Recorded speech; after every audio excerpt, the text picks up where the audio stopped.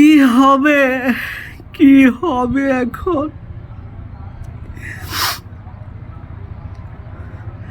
আমরা যারা এতদিন ন্যায়ের পক্ষে মিছিল করেছি, মিটিং করেছি, আমরা যারা এতদিন ন্যায়ের পক্ষে সোশ্যাল মিডিয়ায় পোস্ট দিয়েছি, ভিডিও করেছি, কি হবে আমাদের? কি হবে? থাক, কান্দিস না, কান্দিস না। নেতা যা কইব এটাই মানতে হইব, এটাই মানে নিতে হইব।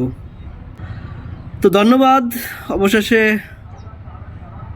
হায়ের পক্ষে কথা বলার জন্য জনাব তারেক রহমানকে অসংখ্য ধন্যবাদ। আর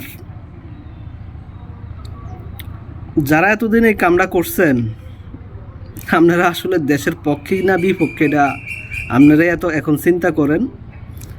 যারা পোস্টাল ব্যালটে না ভোট দিয়ে দিছেন, আপনারা কি অনুশোচনা করবেন এটা আপনাকেও বিষয়।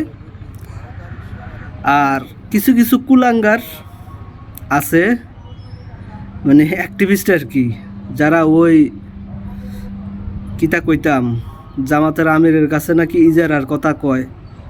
এসব কুলাঙ্গারদের কি অবস্থা হবে এই কুলাঙ্গাররাই জানে। যাই হোক, আমরা বেশি কিছু কইতাম না, এটা দেশের মানুষে 12 তারিখ নির্ধারণ করব। তো আমি এটাই কইম, এতদিন ছিল বাংলাদেশ জাতীয়তাবাদী না দল,